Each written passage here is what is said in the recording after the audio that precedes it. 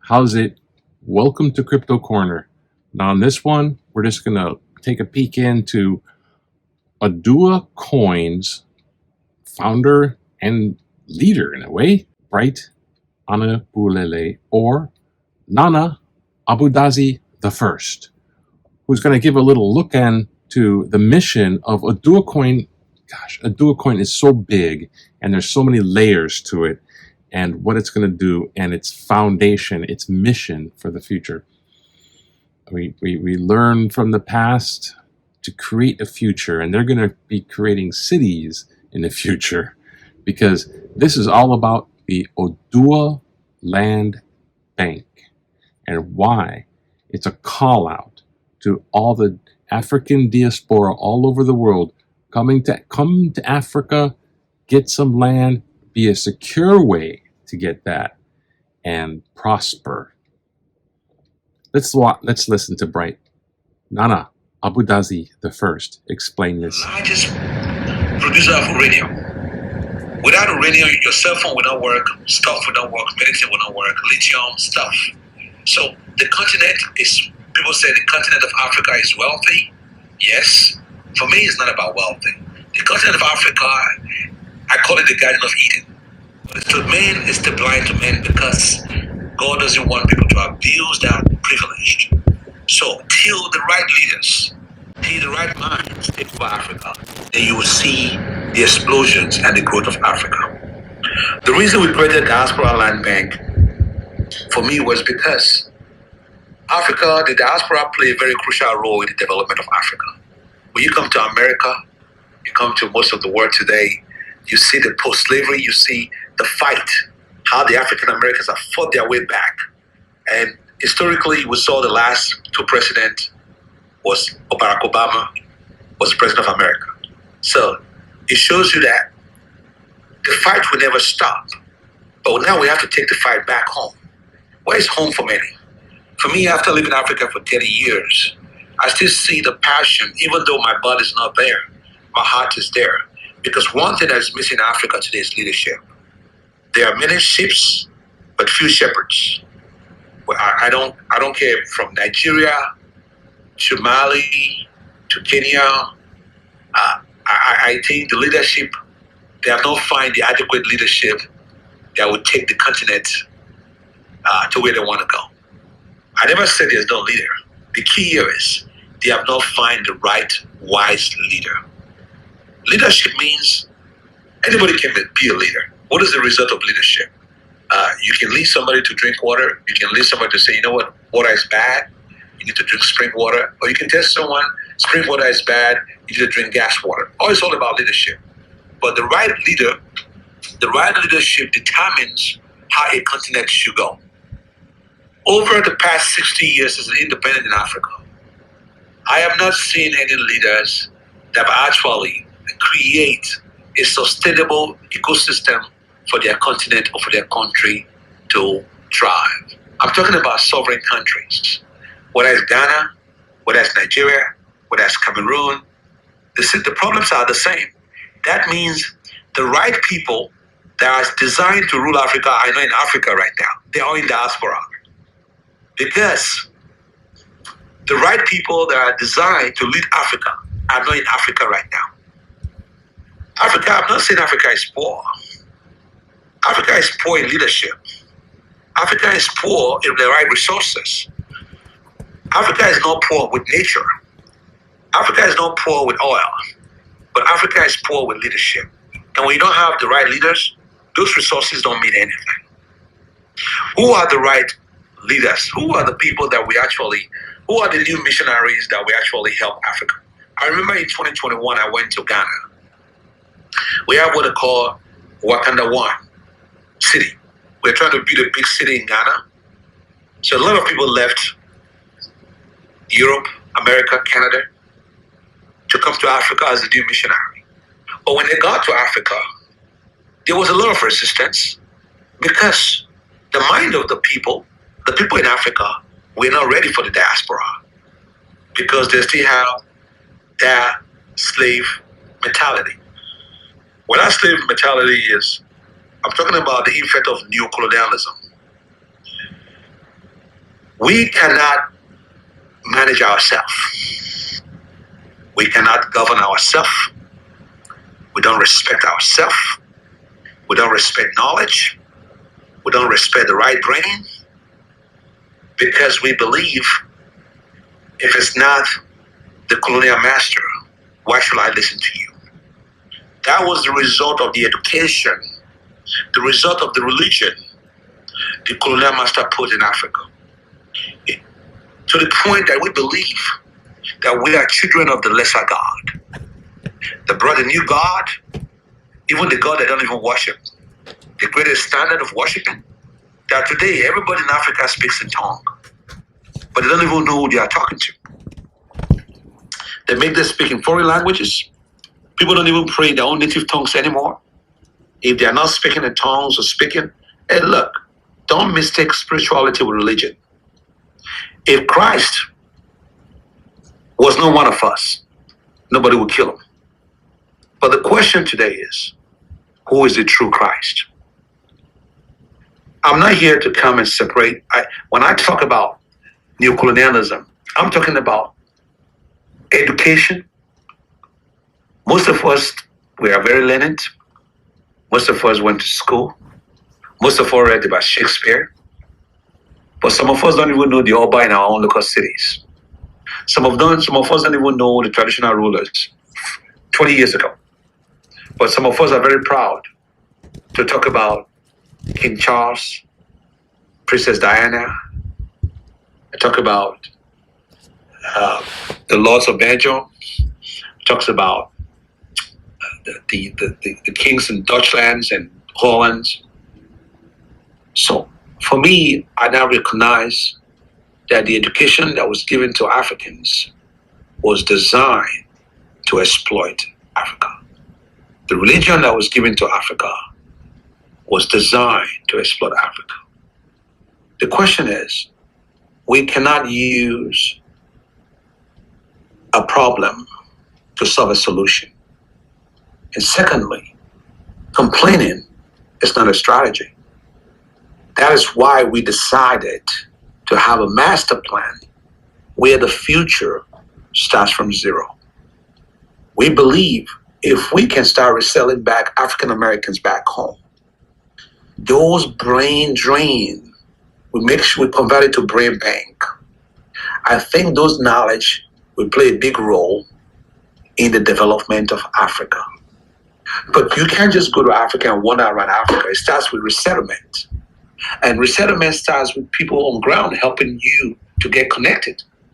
So 80% of time when people go to Africa, say, I want to go on a piece of Africa, they face resistance. Some of the resistance are fraud. The land ownership and tenureship in Africa is very complicated because when the colonial master led Africa, everything belongs to the colonist. So that means there's no freehold system of land tenureship. Only 4% of the freehold freehold system works in Africa. That means only 4% of the lands are actually documented. Okay, the other 96% what happened. People can just wander somewhere and stay there for 2 or 3 years and say this chief owns this land. So it kind of scared away investors. It deterred investors from coming and say, look, I want to put my factory here. So what I did was, my goal was to go into the land and start acquiring those land, go through the government system, make sure that all the lands and all the certificate of occupancy are all documented. So I can come back to America and now transfer those lands to these people that want to resettle in Africa without going through all those red tapes and craziness.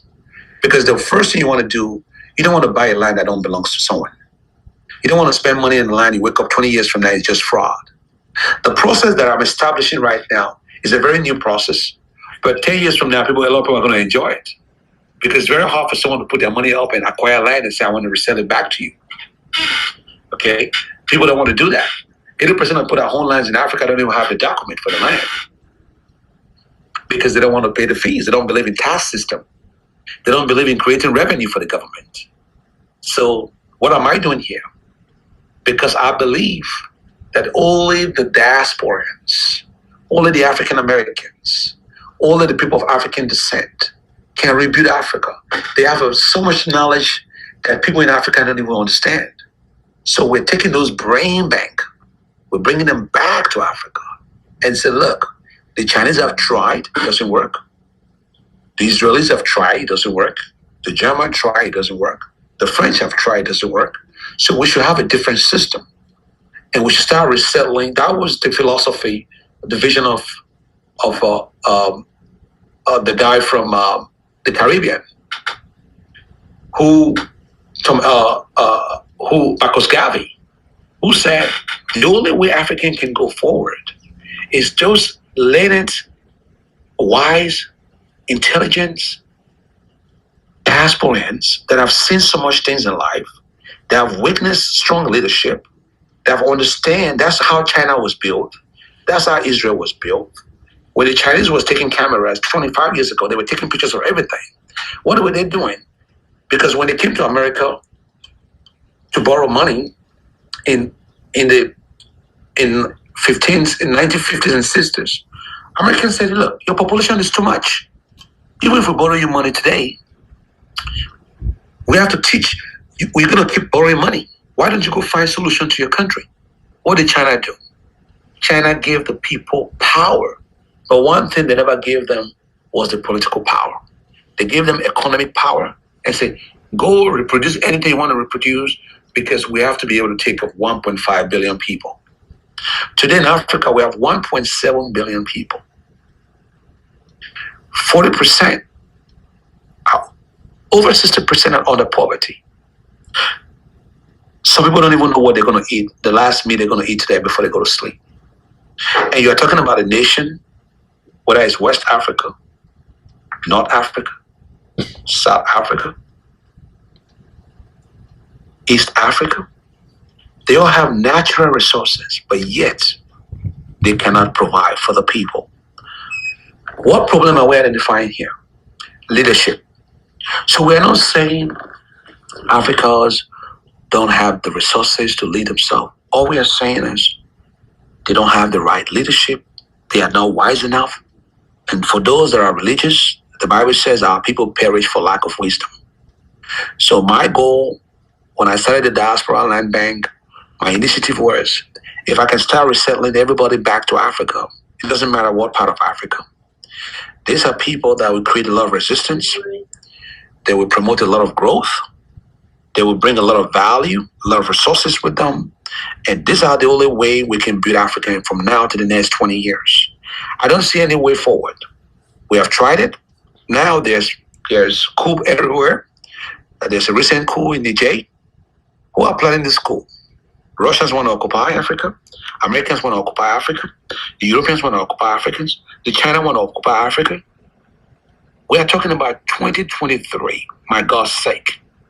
People are still scrambling to occupy Africa. You know why? Because they knew that the people that are ruling Africa are not wise enough. The same people. So, and 80% of their minds are already being hijacked by the Western countries. So we need a new type of leadership.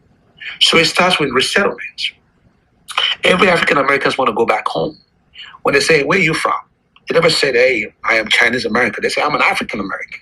That means they understand the genesis. This is not a racial segregation. If Africa is not represented correctly, if Africa is not well built, the world is going to go into a third world war. Because the only resources that is designed to take the entire universe forward is in Africa. And I tell people, 90%, I want to use the word 90%, 70% of Africa has not been cultivated. So you are still going to be shocked that you go to some place in Africa, in your backyard, you're going to find gold and diamond. And people be like, wow, over all these years, why people don't know about this? Because Africa is the Garden of Eden. I'm calling on the brothers and sisters in Africa to start looking up ways to start resources, useful resources, whether it's education, whether it's truth seminars, to start opening their doors for the Africans in diaspora to come back home. In 5 years, that ripple effect will change the way people view Africa. That was the reason we created a diaspora land bank.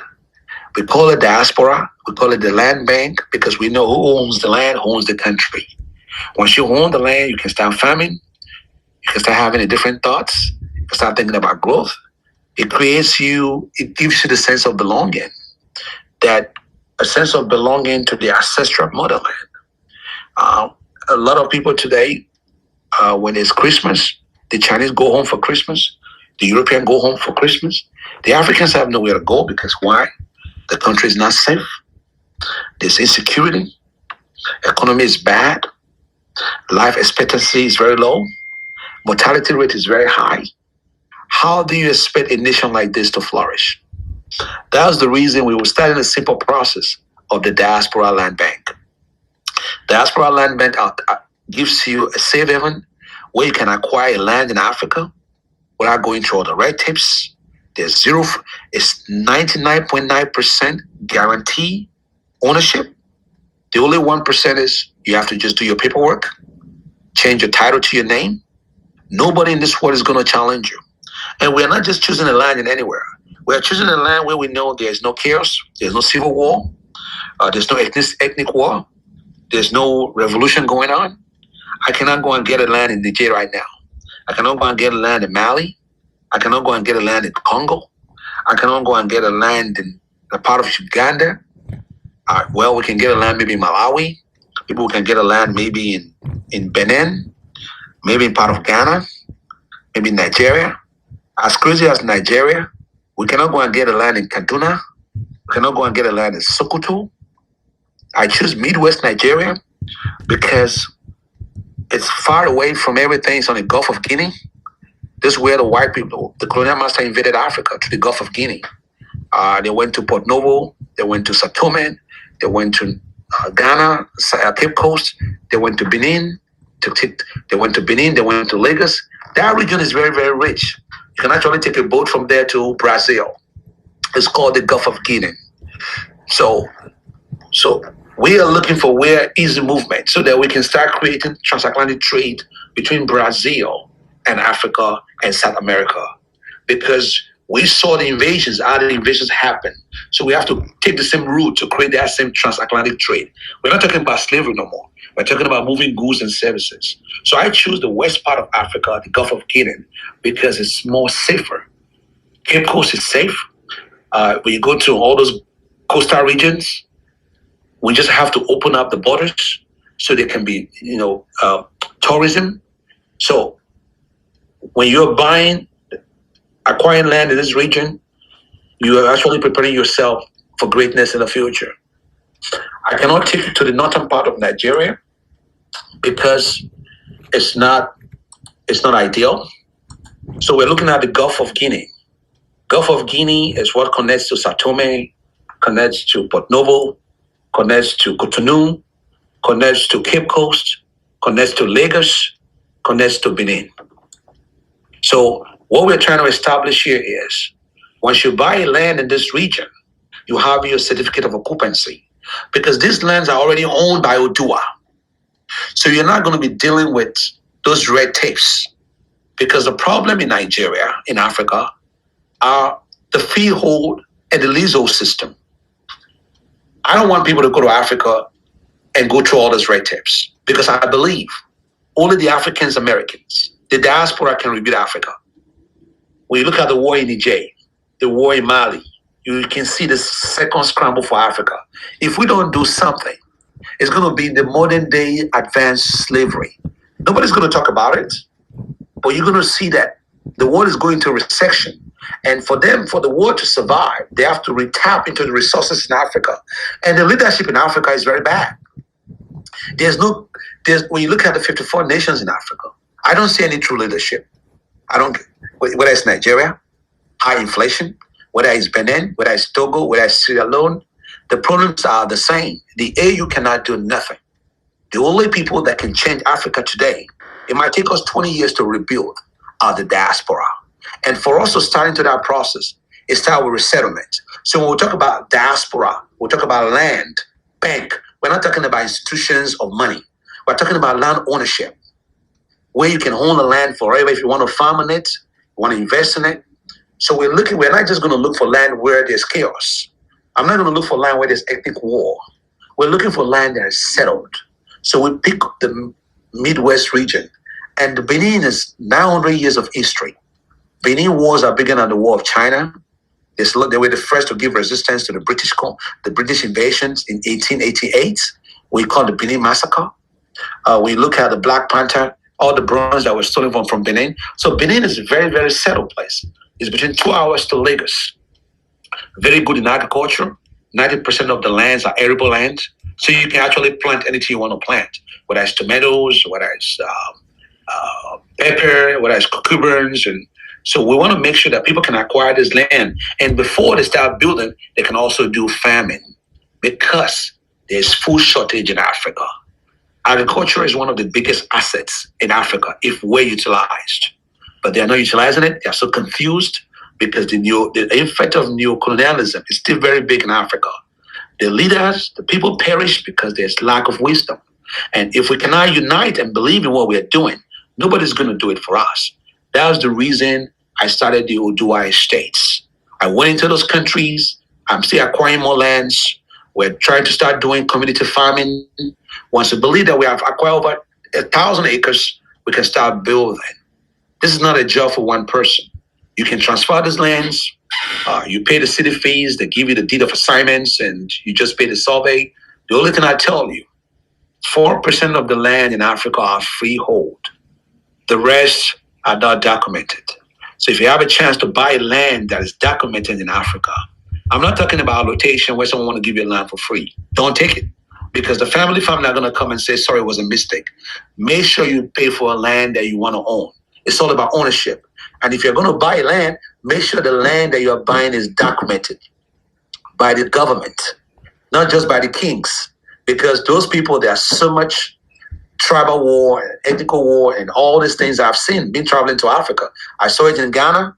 I saw it everywhere. I saw it in Benin. So when I see a piece of land that is fertile, you got to grab it. So, Demi, I want you to play the video of the Diaspora Land Bank one more time, okay? Okay, all right, sir. So let's look at the land that we're talking about here. Okay. We have to start rebuilding Africa slowly. That was the philosophy of Marcus Garvey. Our people have to come back home and start dominating those places. If not, the Chinese, Russia is just talking about Niger. Mm-hmm. Because if we don't dominate and start honing those pieces of Africa, go ahead. Okay. Diaspora Land Bank presents Oduwa Estate Diaspora Community, transforming pieces of land into a peace of mind. Our process establishes a haven where the African diaspora can easily adjust Nigeria.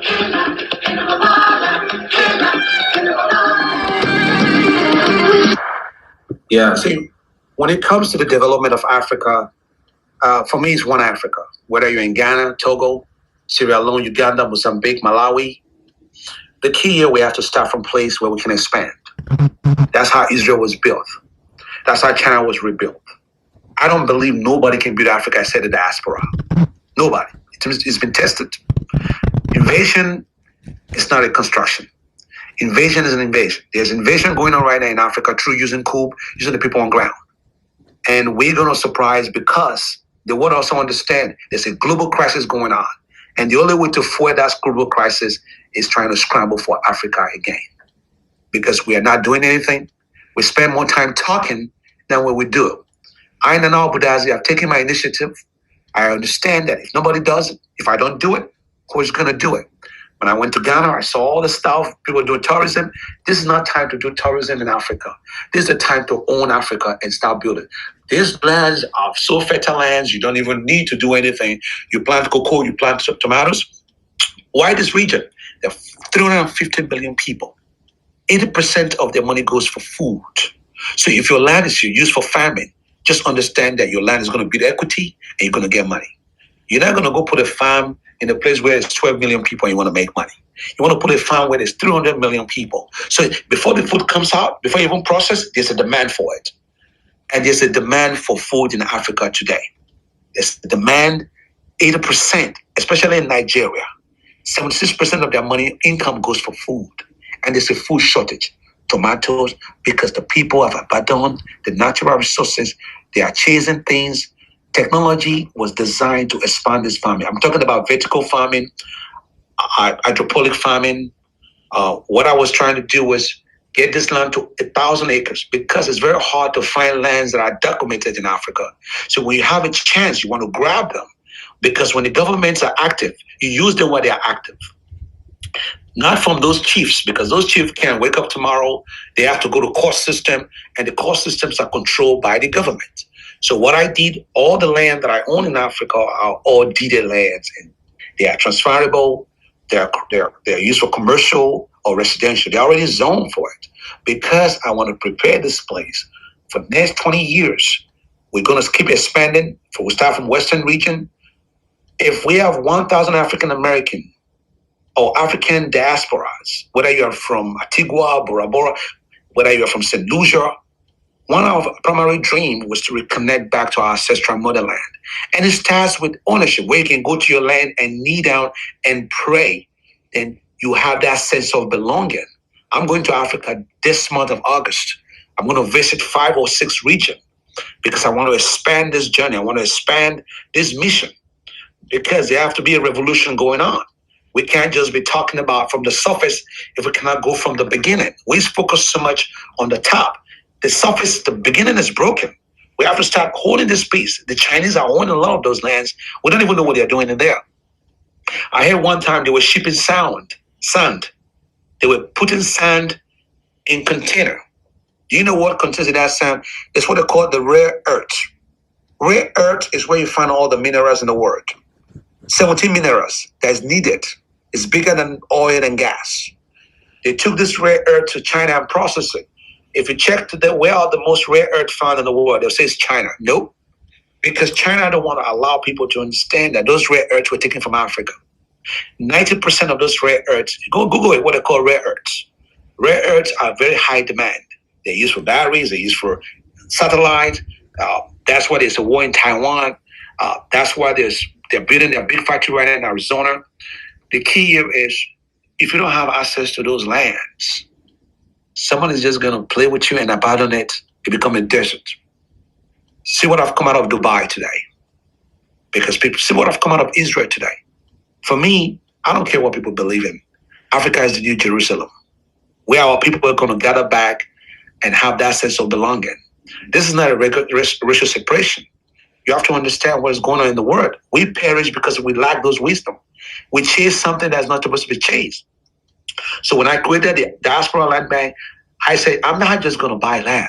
I'm going to make sure that when you go to the country and say, who owns this land? Oh, they say Oduwa.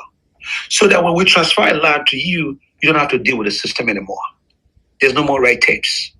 You want to do a commercial farming? You want to do a greenhouse farming?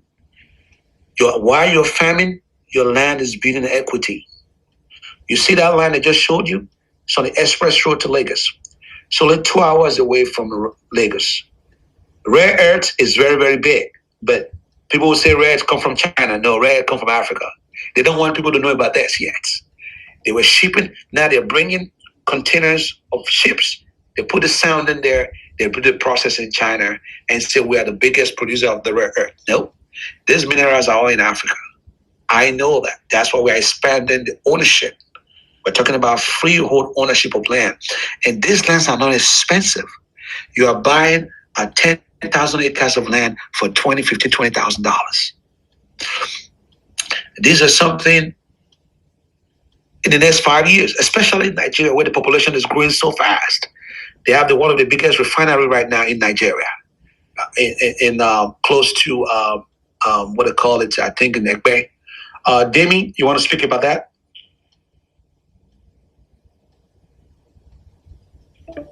Demi Larry, are you sleeping? You can unmute yourself. So, okay. Yeah. Yes, sir. I was Please talking kindly about recap, sir. The network interrupted. Sorry, I was talking about the refinery they just built in Nigeria by Dangote. Okay. Yeah. This is one of the largest refinery, and I was just showing the landmark of Diaspora Land Bank. It's 2 hours away. It's 141 miles from the 114 miles from Dangote Refinery. 114. So it's cheaper than it's closer than going from LA to Las Vegas. And they have one of the national game reserves in Edo State. They have 191 species of animals that doesn't exist anywhere in the world. This land is 25 kilometers away. So when you build it, when you're looking for, when you're doing stuff, you have to actually see what works. Okay, what works, what's going to be beneficial in the next 10 years, and the governments are open to privatize those safari. So when I'm choosing lands, I'm choosing lands that's going to be profitable, not just land because it's land. You cannot go and put a land in build a farm in the mountains. If you look at those green grass, they're like Amazon. Okay, so you don't even need. You can do open farming if you want. You can do wind gauge. You can do solar. I've been talking to a lot of companies, but my primary purpose is for the diaspora to own the land. It's priceless. The amount of work we put in to actually go through all those tapes and ownerships and all that, money cannot buy it. So my goal is to let people know that for us to rebuild Africa, we have to start the resettlement. We have to start owning those pieces of Africa. And I've also, it's our land. We can do what you want with it. Once you own those lands, your lawyer just do all the survey site plans. You go to the state. If we have 1,000 people that own those land, we can all visit and have a master plan. But the key here is I want to make sure that we get to a mass of 1,000 to 2,000 acres of land, because when you start putting attention there in those lands, the prices are going to go up. So I don't want to create any attention yet. Okay, I have a question for you. This is Michael. Yes. Thank you for speaking on an empowerment on behalf of the diaspora and all the elements that need to be done to move forward and encourage the development of these Amazonian lands, as you put it, for the empowerment of the people. I have a question as far as I'm wondering, how many acres do you have in your possession, for those that want to know, and how many acres do you wish to purchase? What are your goals currently, what you have, and how much more to go to reach your goal of 1 to 2,000 acres? So how much do you have now, and how much do you need to go? Right now, I only own 50 acres. I have MOU for 300 acres. MOU for 300 acres. Memorandum of understanding. Okay. Yes, they cannot increase the price on me because I started doing the site planning. My goal is to go to 1,000 acres, so you can have a mini smart city. Okay, 1,000 acres is almost 4 million square feet. Okay, 1 acre is 40,000 square feet.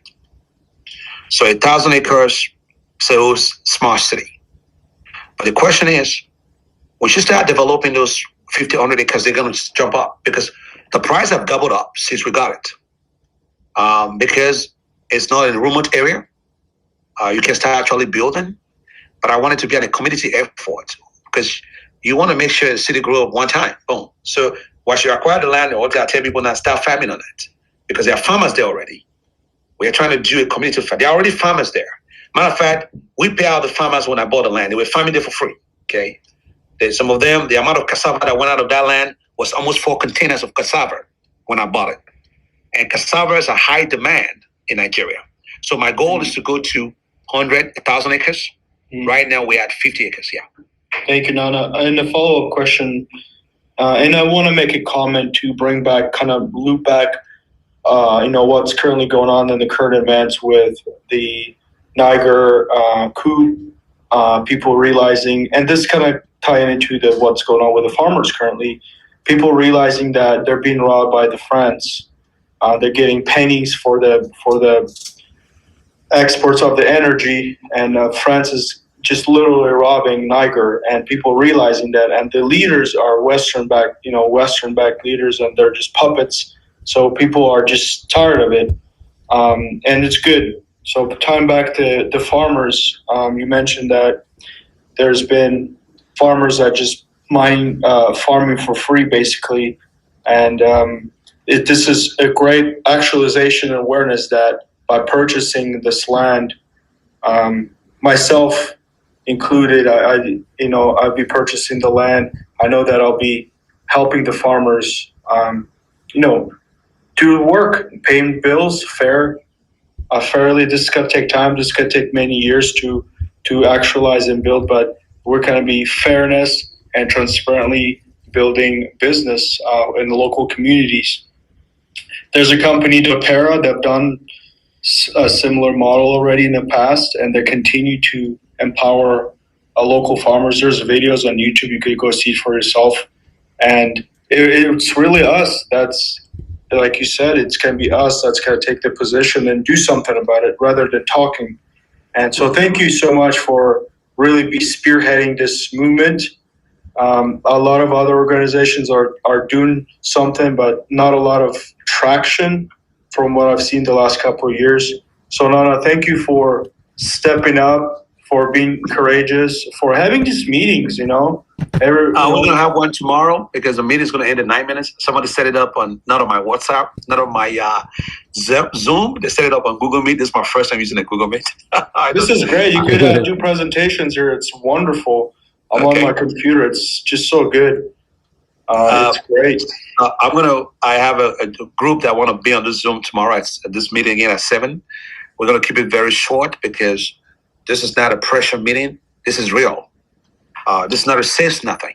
This is very important for me, my journey, my call, my movement, my position. So I don't want to emphasize on it too much. For those that are intelligent, for those that are smart, it's a call for the wise people. I need a group of wise people to go on this journey because we don't want to have a bunch of fools anymore ruling Africa. We want to have people that are intelligent because when you get so much bunch of fools because they have money, then you're in trouble again. The farmers, all this news they're having is different what's happening on the ground. The impact of neocolonialism is very big. So you can be a leader and still be controlled. But who can build a society? Capitalisms are built on the private sector. The people. If I have 1,000 people that have a deed, you have enough for any constituents to answer to you. And that means I can challenge any government that in that land and say, this is what they want, this is what they want, and these are the people that will change this place. Then you expand it. We try to do the same in Ghana with ADDI. It didn't work because we never owned those lands. Okay? So that's where my mindset woke up and said, look, I have to change the way we approach Africa. We have to go with strength. We have to go with ownership. Then we can do what we want to do. If we want to do films and whatever, we have to, because when Chinese go there, they go there with strength. When the Germans go there, we go with strength. We go there, we want to take away. You have to bring the value there. Then the people will listen. That's why I went in there to put money there. So that's why they are listening to me. When I was farming, I can really start agro farming tomorrow. It's not going to take long because I'm going to be there this month, regardless. What are we going to do at greenhouse farming? My goal is to put 100 greenhouse farming there. That 100 greenhouse farming will change a lot of things, whether it's tomatoes, whether it's pepper, cocoa vines, and all this stuff, because these lands are very, very fertile. So I have a commitment there because I know that the equity of those land and all the richest people in Africa, Nigeria today, they are all big farmers. So I'm learning that trade, and I'm understanding that land ownership is very, very important. It's like stock markets. Even more people downplay it, but if you look at California today, those people that are paying make so much money in land, real estate start from land ownership.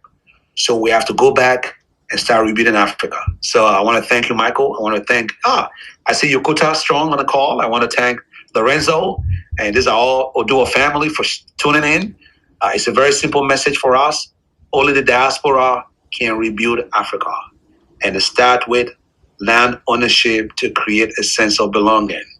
Because where your wealth is, that's where your art is. But we don't want to just get a land that we're going to be scrambling with tomorrow. We want to get a land that's free and clear from fraud and scam. That's why I put my name behind this. Thank you, guys. Thank you, everyone. Thank you, Nana. And it's a pleasure to be here with you guys. I'm sorry I joined late, but I'm looking forward to tomorrow's call as well. Thank you so much. Thank you, Lorenzo. And thank you, Keats. Thank you, Faye. And thank you. Thank you. I hope you guys enjoy my presentation. Yes, we'll keep fighting for the children, and we'll keep fighting for the sons and daughters of Africa globally, because there's the call for it. Thank you, Michael, for holding the peace of Africa. So the ancestors are watching, but as a chief, as a leader, I have a responsibility to unite the people and bring the people to the promised land. And that's my call. I will not relent in this journey. I'm ready to take the cross to Calvary, and I'm doing it. So for all of you who are watching this message, I'm telling you, don't pass on it, because opportunities are once in a lifetime. It might come like a fairy tales, but I don't play with myself. I don't play with my mission. We created one of the biggest blockchain infrastructure in the world, and it's all about utilizations. When all come together, it's a wrap. So guys, enjoy it. Catch me tomorrow at 7 p.m. We're going to have this Google Meet again. We're going to talk about Diaspora Land Bank. Thank you, guys. Thank you, Brian. Inspirational. Thank you so much. Thank you very much. Now we've come to the end of this session, and we look forward to engaging you all on Oduwa Estate. Thank you very, very much. Thank you. God bless you all, and we'll talk tomorrow. Thank you. Thank you, Michael. Bye. Bye-bye. Thank you. Thanks for watching. Like and subscribe. Take care. Aloha.